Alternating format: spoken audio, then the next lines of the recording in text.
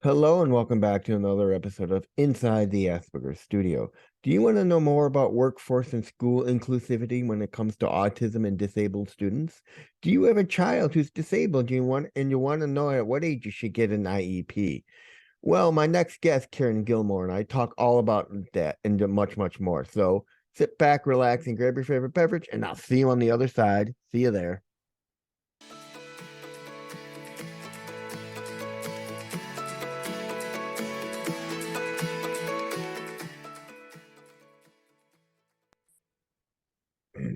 Hello and welcome back to another episode of Inside the Asperger Studios. Today I'm joined with autism advocate Karen Gilmore. Welcome to the show, Karen. Thank you so much. So why don't you start off by telling me a little bit about yourself? Well, I am an autistic advocate. I'm an autistic educator, I work in special education, and I work with, I'm starting my work with DVU, which is Disability Voices United, as a project manager for them. And then I also work with the NeuroDrive team, which is a subdivision of Mind Your Autistic Brain. All right. So you are autistic, as you just said. When were you diagnosed? I was young. We think you're autistic at 18 months, and then the official diagnosis at 3. So you were diagnosed pretty young. I'm the golden standard actually for diagnosis of autism specifically. So as you got older and your parents told you you were autistic, what was your view on that? Well, for me, honestly, it was both like okay, that makes sense. And why did you hide it from me? And so it was like kind of a journey for what autism meant to me and how open I am about it now. I used to be very closed about it and kind of try to hide it. Now I'm very open and, obviously I advocate. So it was a process, I would say, like I was 12 when they told me. So I was, Wow. yeah. So they waited till you were 12 years old till they told you. Yeah. Did you have any special interests growing up? I mean, things that became like your hyper focus? Yeah, Barbies was a big one. Princesses, Beauty and the Beast, particularly. I just, I was very, my mom said, like, I was really lucky. We got me into services when I was young. So I was kind of like a sponge and took it all in.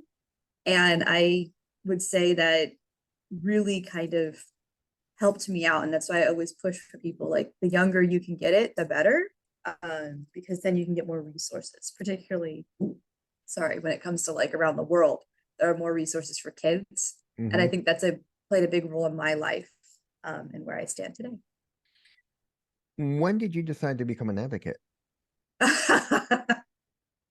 College, actually. Wow, so late. I was, yeah, oh yeah, no, I tried to hide my disability, hide my autism all throughout high school. Once I knew, I was like, oh no. And then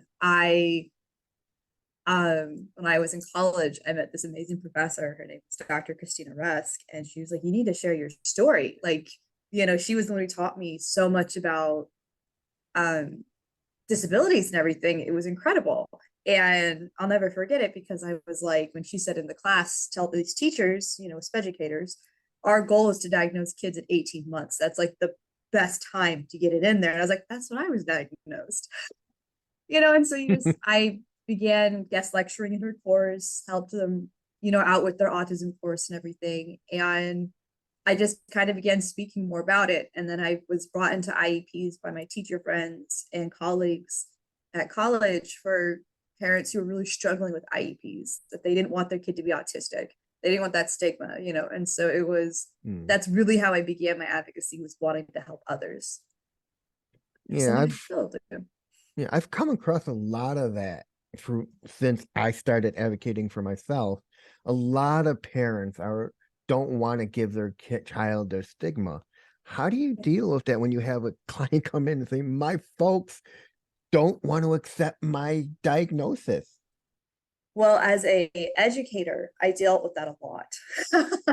And so I found, it's going to sound really funny, the best way was telling parents I'm disabled, because they're like, you don't look autistic, you don't feel autistic, you're not the like person I normally see.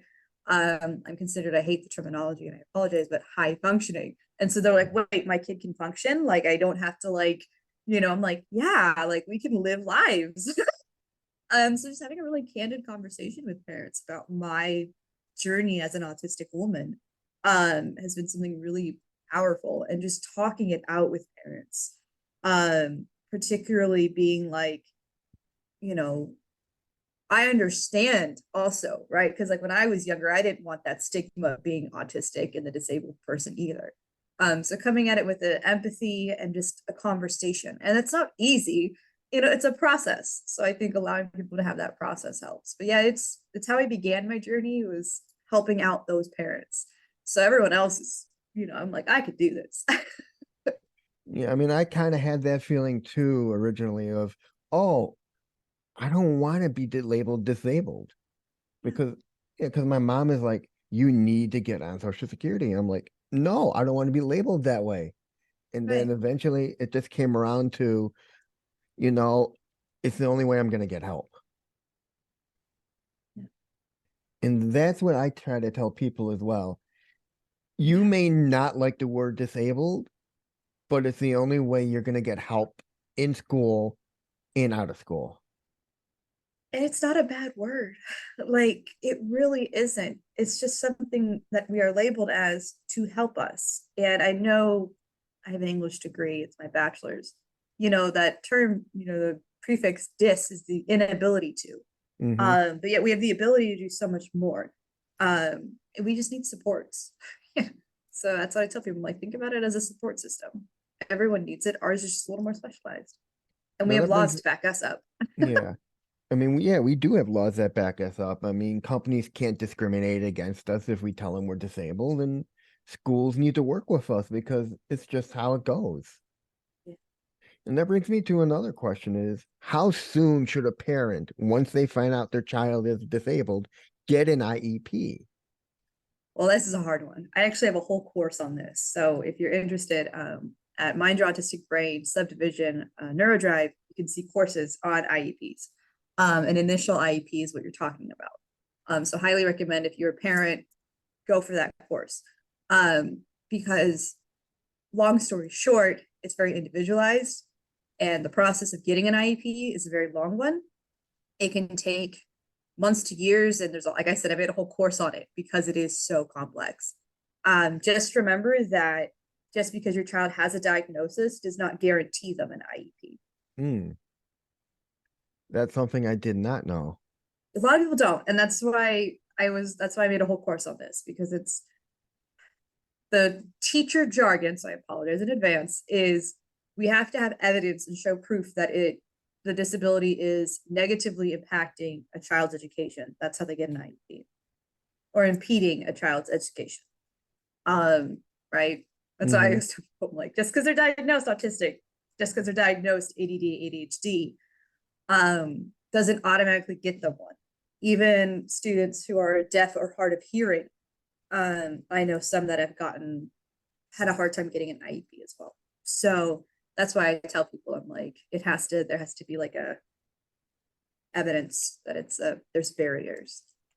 It kind of reminds me of my journey of getting on Social Security because my first time we applied for it, it kept coming back with, oh, you can do menial labor. You can do menial labor. You can do menial labor. And then the second time we went through a disability lawyer, and they told us what you do is once you get that third denial, they're going to ask you if you want to appeal with a court case and the lawyer. You do that, and then you'll get your case, and then you go in front of a judge. And I went in front of the judge and told my story, and then you have to convince the vocational woman that any job she shows you can't do. And we proved to them that because of the fact I don't know when it was right and wrong to say something, that any job that you work with people is wrong because you working with people is hard.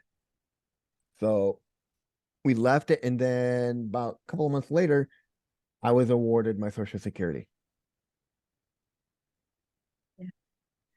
And it's the It, same thing. There are those who can get it easily because they are more severe on the autism scale, and then there are those of us who are high functioning, like you and me, who would they would just say, "Hey, you don't feel like the type of person, autistic person who can work. You can work. We're gonna deny you." Well, and I've never even thought of doing Social Security because I've always wanted to work. Even if it's part-time jobs, want to be a, I want to work. And I feel like Social Security, is a whole other ballgame. I don't know enough about it really to talk on it. But I feel like if you are able, you should try. And there's a lot of other resources, like I know people who work and are able to kind of like do both. But I think United States and the world in general is very black and white on this issue, and I would Hmm. say that, for people who have higher service needs, it's really a struggle because like they fit into that category perfectly. And for people who have lower service needs, they fit into this one. But the people who are in the middle, maybe who need more supports here, like we can work, what we need these accommodations, we can work and we need this. Um, that's where it's a real struggle is the gray, the Hmm. outliers. And there's more outliers than there are in the extreme side of the spectrum when it comes to support needs. Yeah, it's so true. I mean, I've talked with people all over the world, and they are better in supporting those who are autistic than we are here in the US. Yeah, across the board. But I would say we're also lucky because there are some countries that don't even have like the IDA Act that's a law. So Hmm. yeah. Yeah. It's So let's talk a little bit about the workforce. Why do you think there's such a divide between the workforce and those of us who are neurodivergent? Oh man. Accessibility, understanding, and there's a lot of reasons. I mean, and there's a lot of different perspectives and opinions on this. That's why I joined the NeuroDrive team, right? Was because I wanted to support people. And we all have different stories on that team. Um, the things we have found kind of that are consistent is accommodations and modifications. Employers don't really want to honor that. They don't want to work with disabled people. We're in a high competition workforce where you are replaceable. And so even though legally you can't, employers find a way to discriminate, etc. So I think that people on a more macro are Mm. scared of what they don't understand and they don't know. And that applies a lot with the disabled community, like across all disabilities, I would say there's a I don't know and I don't understand, so I'd rather not deal with. All right. Would that be the reason why there's such a high unemployment rate with those of us who are autistic? Because companies are just Yeah, afraid to hire us? personally, yes. I think that accommodations are like we did a survey.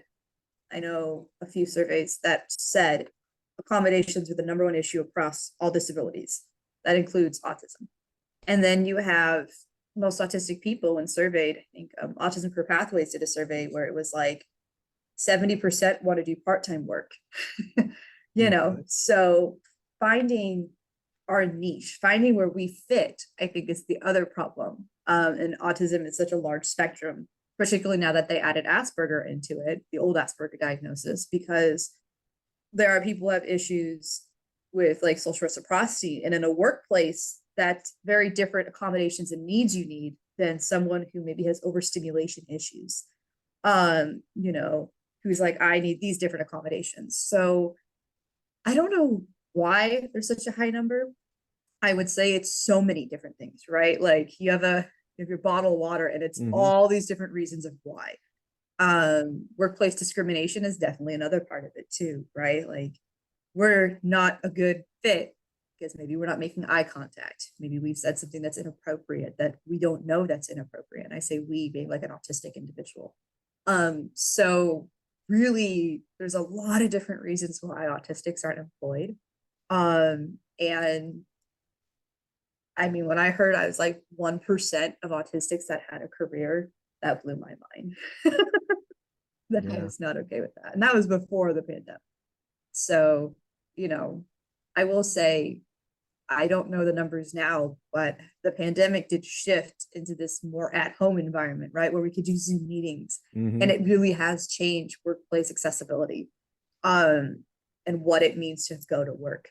So I'm hoping we continue to ride that hybrid position. A lot of autistic and neurodiverse or neurodistinct, there's so many words, right?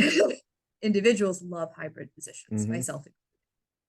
So that's where I think that as this continues, we'll see maybe those numbers change, right? Because now we can, within the safety of my own home, I do most of my own accommodations now. I don't have to rely on the employer as much. So Do you think more companies should follow the suit of like Microsoft and some of the other companies that have a autism program to help them and hire them because they understand the autism community? yes and no. Here's why. Yes, I love the idea of autistics hiring autistics and getting them into the workforce. It's something I'm a huge believer in. The hiring system is definitely a part of the issue. But once you get them in the door, accommodations is the other one. So like I know a lot of people I've worked with where it's like I got hired, then I got fired real quick. Mm, So it needs to be an ongoing support, not just hiring. So I'm all about it, right? Like I think HR reform, human resource reform is something I'm a big believer in, and really changing how human resources work across the globe. Because I think companies are not doing it right. And they have the law to back them up. Sadly, in this case, like legally, like if they're encouraged to push out disabled people, by giving them enough trials, etc. So I think yes, Microsoft and those companies are in the right direction, but I wish it wasn't just autism too, right? So where's the ongoing support once you are hired? And then why is it only autism? Why can't it be all neurodiverse people? Because I think every neurodiverse, neurodistinct, you know, could really benefit from now, is there a way we can have companies understand that hiring those of us who are autistic is a good thing? I mean, how do that. we Yeah, educate? I guess the question is, how do we educate a company that autistics are good people who are hard workers? I think it's a lot of advocates are doing that, right? They're giving that why. Neurodrive does a phenomenal job at the why. Why hire us? And I've worked with a couple or collaborated with a couple other places where that wasn't always the center. And I think that it is important, right? You want to give solutions. So, like, if there are problems, how can companies handle this? If something else we found helps, and that's what NeuroDrive does. We offer solutions, like offer mediation, offer different perspective, offer that like these are hard workers. Here's how you can work with them, right? Here's how you communicate. Hmm. Um, Allie, Dr. Allie, is phenomenal at communication. Like she does this whole thing about like how to communicate within management. Go to NeuroDrive. We have a bunch of courses for businesses on this. It's amazing. Jessica Michaels is incredible at training managers on how to work and manage neurodiverse people. So that's why that question, I would say, go to NeuroDrive and you've got all the resources there for you because that's all we do is talk about the why here. And then companies are more willing to listen because it's like, we're not just giving problems, we have solutions. So yeah, I love NeuroDrive. So the reason you would say the reason companies are hesitant in hiring is because they're more afraid and they don't have the right tools to work with those of us. I would say, yeah. And that's in a world where I am giving companies the benefit of the doubt too, right? It's a two-way street. I want them to give neurodiverse people the benefit of the doubt. I do the same for them. So and then having open conversations also has been, you know, being invited to companies to do these lectures and these talks has been very eye-opening as well. Like you'll see the higher ups are like, wow, and then you watch all the employees just do love and like supports in these like Zoom things. So I think that advocates being a part of the workforce are important and the voices are vocalizing for others. And not every story is the same, right? So I think Right. showing that spectrum of workers and the spectrum of experiences is super important.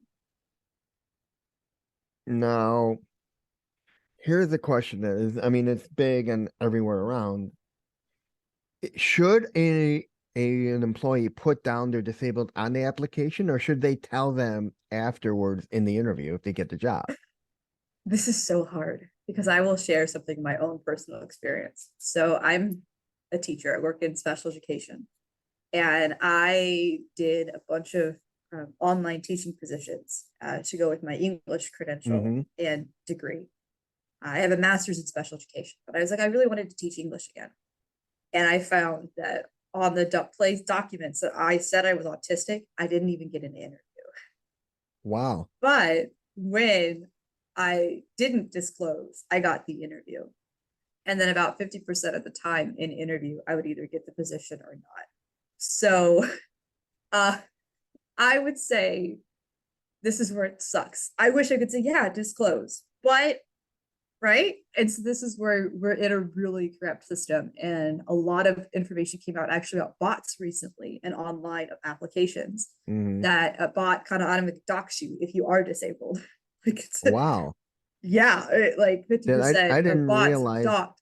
you get So docked a point off of that your interview process if you put disabled. That's not fair. and it's messed up, right? Like I always tell people, I'm like, it's not okay. And this is a bot doing this. So the algorithm did it. And the bots right now that are doing online hiring are so bad. Like I remember one of them, oh my God, I think it's on the Daily Show, or Last Week Tonight, where he was talking about the bot thought, it was Last Week Tonight, John Oliver. And he was saying the bot straight up thought that everyone named Jared, who played lacrosse in high school, was the only people it would hire for the company. So it's not even just like against neurodiverse people, right? It's like, Mm-hmm. but so companies right now are relying on new tech for the application process that is not only extremely biased against everybody, right? Like my name's not Jared. I didn't play lacrosse, so I couldn't work at this company. So I think that's also something else you have to remember when you're applying to a job is it's not even just the workplace trying to be biased, right? It might be something else behind the scenes. So I usually don't disclose until the interview. That's kind of been my trick. I found that helped. And I always script myself, right? I'm like, I'm autistic. And it's so funny because if you look at my resume, it says like IEP advocate. Like you would think they would think I was autistic. Yeah. But I had so many workplaces go, we didn't think you were autistic. And then I don't get the job. And I'm like, wow, that speaks to who you are, especially in education. Mm-hmm. So I would say just it's not personal. I have stopped taking it a long time ago personally. I'm more so I'm like their loss. Yeah, right. Like I and making sure you apply to a job that is applicable for you. So like special education is really specialized. So I know I'm in high demand. And sped jobs, they love that I'm disabled. They're like, yeah. So that's where not everyone could be a special educator, but kind of being aware of your audience too. So yeah, I know it sounds horrible to admit, but I don't usually disclose until an interview. And then it's a fun conversation to have actually. You'll get the very ableistic, I didn't think you were autistic. Whoa. But it's coming from a good place, I found most of the time, because they actually think that's a compliment. Oh, So yeah.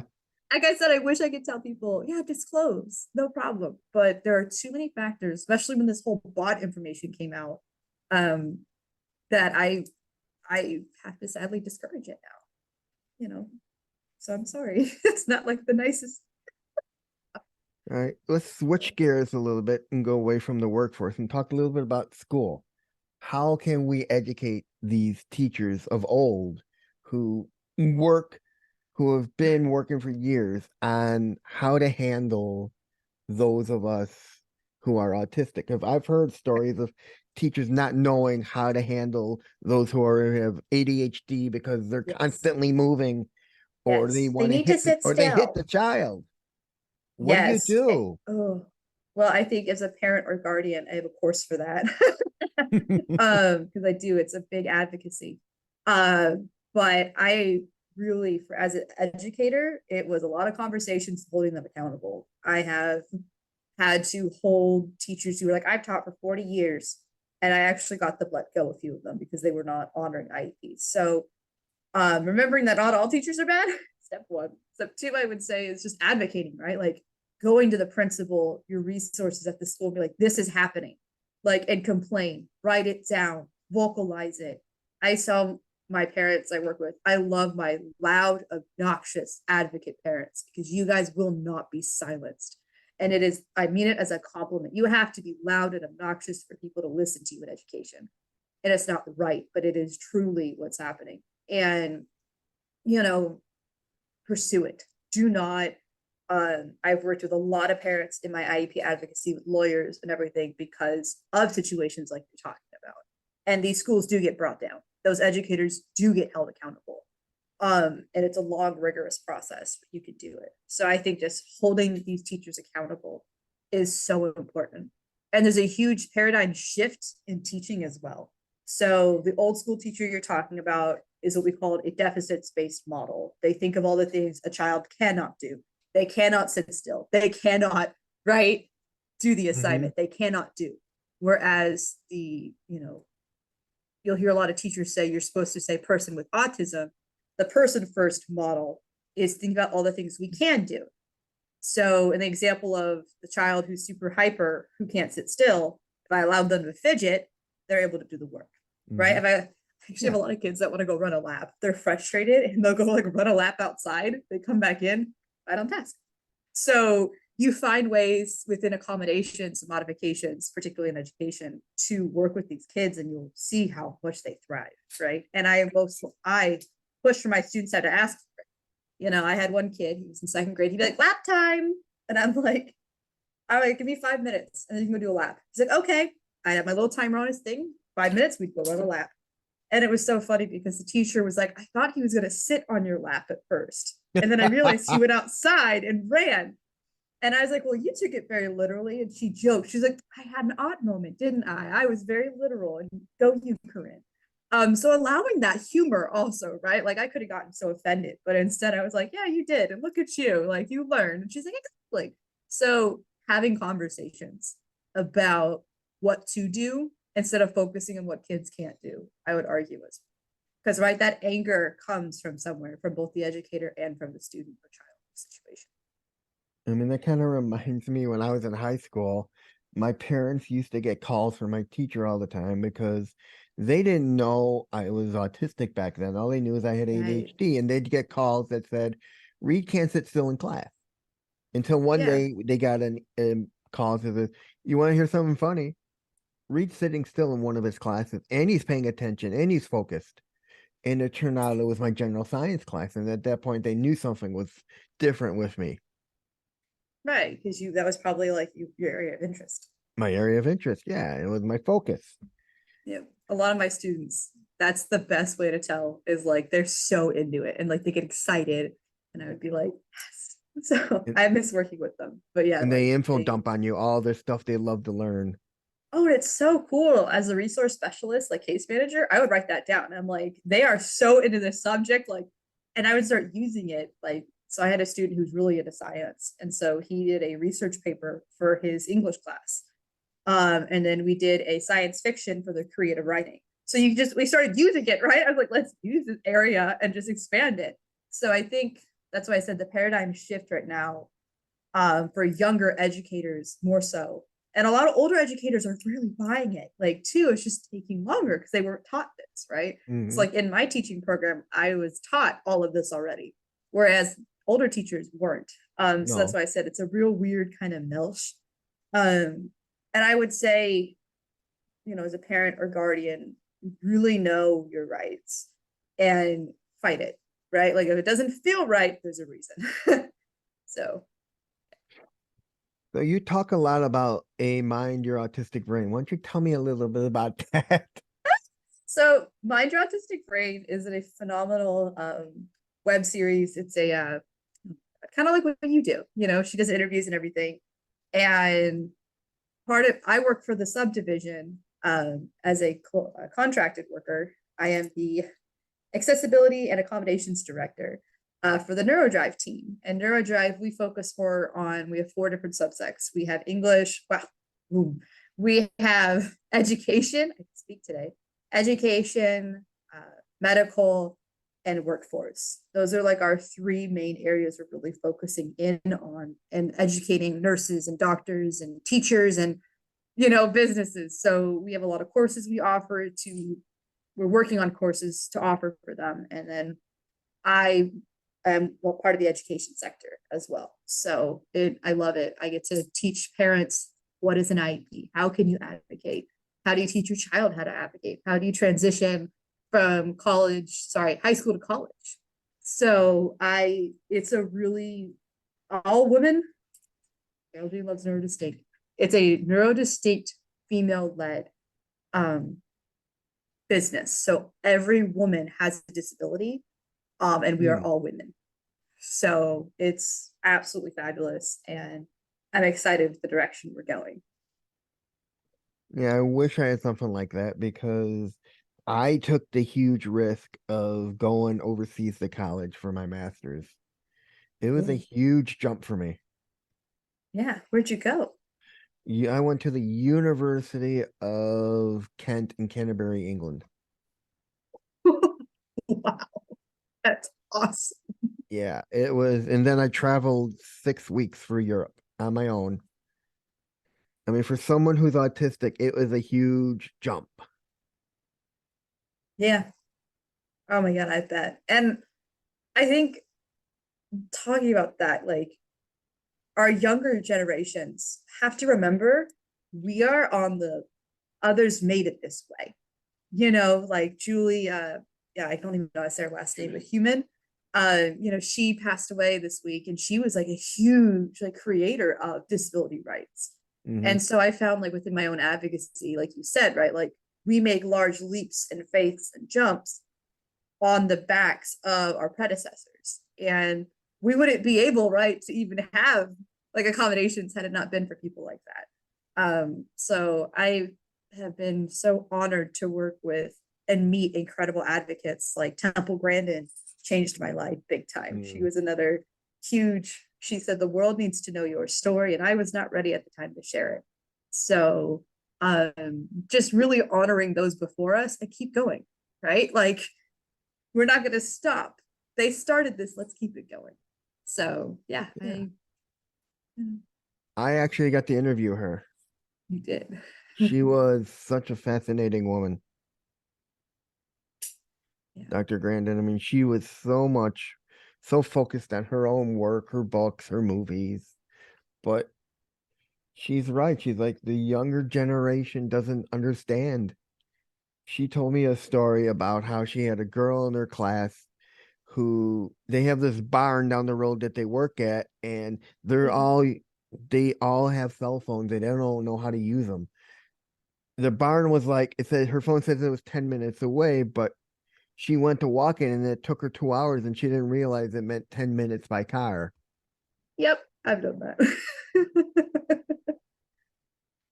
Well, and that's kind of like, when it comes to disability advocacy, it's changed, right? We have Zoom and online platforms now Hmm. and technology, and it is really good. And yet, yeah, I work with young kids. They don't seem to understand that like we got here somehow in a lot of different things in society, and disability advocacy is definitely one of them. So And finally, where can people find out more about you and Mind Your Autistic Brain? well, I'll be giving you a link for Mind Your Autistic Brain, the Neurodrive subdivision. They're amazing. Carol Jean Whittington, the whole team of girls, I should say women, sorry, are just amazing human beings. You can also follow me on Instagram, Let's Talk About Autism.